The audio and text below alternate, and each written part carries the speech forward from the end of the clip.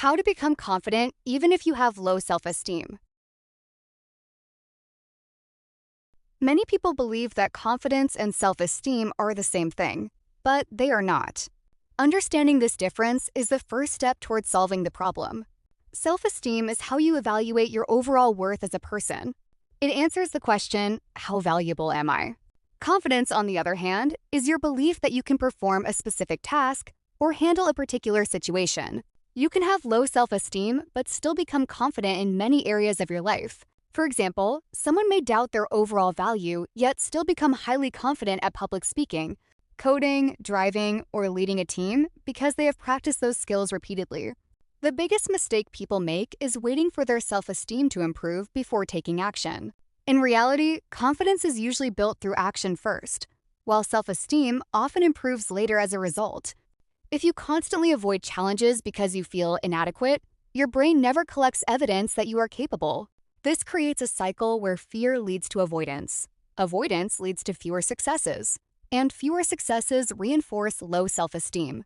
Breaking this cycle requires changing behaviors, not waiting for emotions to change first. Solution 1. Separate your identity from your performance. One of the most damaging habits is connecting every success or failure to your personal worth. Instead of thinking, I failed, therefore I'm a failure, train yourself to think, I failed at this task. That does not define me. Your performance changes from day to day. Your value as a human being does not. When you separate your identity from your results, mistakes become information instead of personal attacks. This mindset allows you to improve without constantly damaging your confidence. Solution 2. Build evidence, not motivation. Confidence is evidence-based. Your brain believes what it repeatedly experiences. If you have no evidence that you can do something, your brain naturally expects failure. Instead of trying to feel motivated, start collecting evidence. Every completed task becomes proof. Every difficult conversation becomes proof. Every presentation becomes proof. Every workout becomes proof. Every promise you keep to yourself becomes proof. Confidence grows from accumulated evidence, not positive thinking alone. Ask yourself daily, what evidence did I create today that I am becoming more capable? Solution 3. Stop measuring yourself against other people. Comparison destroys confidence because you rarely compare fairly. You compare your private struggles with someone else's public success. You compare your beginning with their years of experience. You compare your weaknesses with their strengths. This creates an impossible standard. Instead, compare today's version of yourself with last month's version. Improvement is a healthier measurement than perfection. If you are becoming slightly better each week, your confidence will naturally increase. Solution 4. Keep small promises to yourself. Many people lose confidence because they repeatedly break promises to themselves. You say you'll wake up early, you don't. You say you'll exercise, you skip it. You say you'll study, you procrastinate. Every broken promise teaches your brain, I cannot trust myself. Confidence requires self-trust. Start extremely small. Read 5 pages. Walk for 10 minutes. Meditate for 2 minutes. Reply to one important email. Complete one difficult task. Consistency matters more than size. Keeping small promises every day rebuilds trust in yourself. Solution 5. Improve your competence. Confidence without competence eventually collapses. Real confidence grows when your abilities improve. Identify one skill that would improve your life significantly.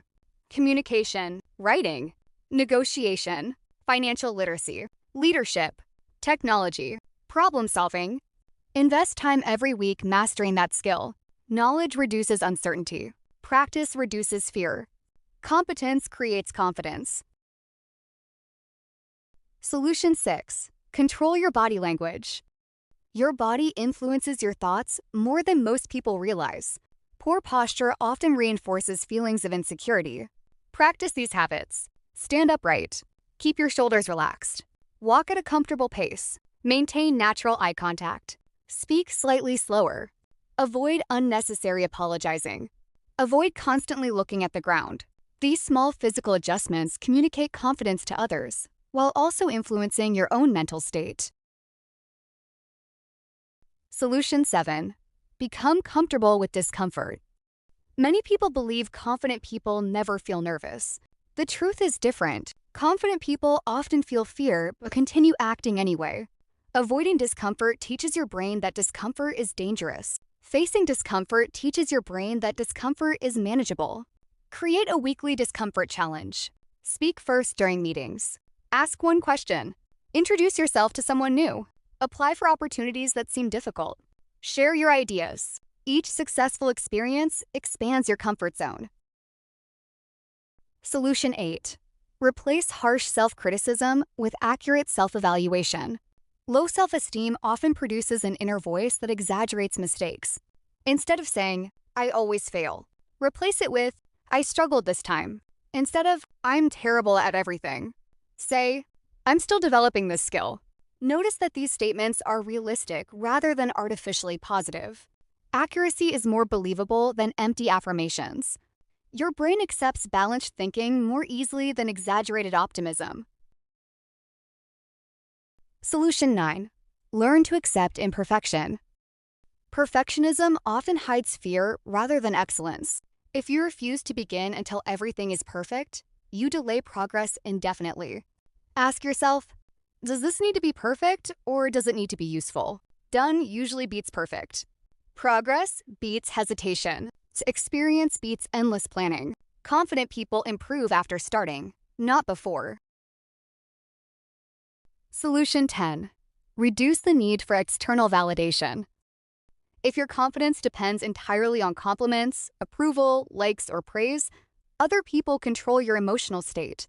External validation feels good, but it should be a bonus rather than a requirement. Before asking, "What do people think of me?" ask, "Did I act according to my values today?" Internal standards create stable confidence. External approval constantly changes. Solution 11. Manage negative inputs. Your environment influences your confidence. Pay attention to what repeatedly enters your mind. Limit excessive social media comparison.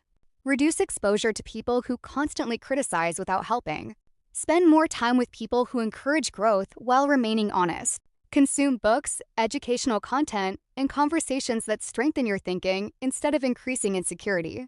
Protecting your mental environment is part of building confidence. Solution 12. Improve physical health. Mental confidence and physical health are closely connected. Lack of sleep reduces emotional regulation. Poor nutrition lowers energy. Inactivity increases stress. Regular exercise improves mood, resilience, concentration, and self-image. You do not need to become an athlete. Simply aim for consistent movement several days each week. Treat your body as the foundation supporting your confidence. Solution 13. Prepare instead of hoping. Many confidence problems are actually preparation problems. If you have an interview, prepare. If you have a presentation, rehearse. If you have an exam, study strategically. Preparation reduces uncertainty. Uncertainty increases anxiety. The better prepared you are, the less your confidence depends on luck. Solution 14. Focus on what you can control. Many people lose confidence because they worry about things beyond their influence. You cannot control other people's opinions, the economy, past mistakes, unexpected events. You can control your effort, your preparation, your attitude, your habits, your learning. Direct your energy toward actions instead of outcomes. This creates a stronger sense of personal control. Solution 15. Expand your identity. Never define yourself by one role. If all your confidence depends on being successful at work, one setback can destroy your confidence. Instead, develop multiple identities. A learner, a supportive friend, a healthy person, a reliable family member, a creative thinker, a lifelong student. The more balanced your identity becomes, the less one failure affects your entire self-image. Solution 16. Practice speaking with confidence. Your communication style influences how confident you feel. Avoid constantly using phrases such as, "I might be wrong," "This is probably a stupid idea," "I'm sorry for bothering you." Instead, express ideas respectfully and clearly. For example, I recommend this approach because my understanding is, here's another perspective. Confident communication is calm rather than aggressive. It values clarity over volume. Solution 17. Create a confidence journal. Your brain naturally remembers failures more vividly than successes. Counter this by recording daily wins. Each evening, write 3 things you completed, 1 challenge you handled well, 1 lesson you learned, 1 improvement for tomorrow. Over time, this journal becomes objective evidence that you are making progress. When self-doubt appears, review the evidence instead of relying on memory alone. Solution 18. Accept that confidence fluctuates. No one feels confident all the time. Professionals experience doubt. Athletes experience doubt. Leaders experience doubt. Successful entrepreneurs experience doubt. Confidence naturally raises and falls depending on circumstances. Do not judge yourself because today's confidence feels lower than yesterday's. Judge yourself by whether you continue moving forward despite temporary uncertainty. Consistency matters more than constant confidence. A practical daily confidence system. If you want lasting results, follow this simple daily system. Every morning, identify 1 meaningful task that challenges you. Maintain good posture and speak deliberately. Remind yourself that your job is to act, not to feel fearless. During the day, complete difficult tasks before easy ones. Keep promises to yourself. Notice negative self-talk and replace it with accurate thinking. Every evening, write down your daily successes. Reflect on 1 lesson. Plan tomorrow's first important action. Small daily improvements become significant after weeks and months. Confidence is built through repetition, not dramatic breakthroughs. Common mistakes that keep people insecure. Many people unknowingly strengthen low self-esteem through habits like waiting to feel confident before acting, constantly seeking reassurance from others, avoiding uncomfortable situations, expecting perfection, comparing themselves to highly successful people, speaking negatively about themselves as a joke, ignoring their physical health, quitting after 1 setback, or assuming that confidence is something people are simply born with. Recognizing these patterns is important because confidence grows when these habits are replaced with healthier ones. Final notes. Confidence is not a personality trait reserved for a lucky few. It is a practical skill that can be developed through repeated action, preparation, self-discipline, and realistic thinking. You do not need to eliminate every insecurity before becoming confident. You only need to stop allowing insecurity to decide your actions.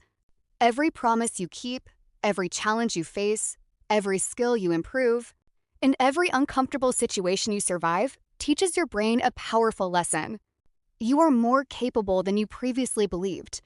Do not wait until you feel completely ready. That day rarely comes. Instead, let your actions create the confidence that your emotions are still waiting to believe. Remember this principle whenever self-doubt appears. Confidence is not the absence of fear. It is the decision to keep moving despite it.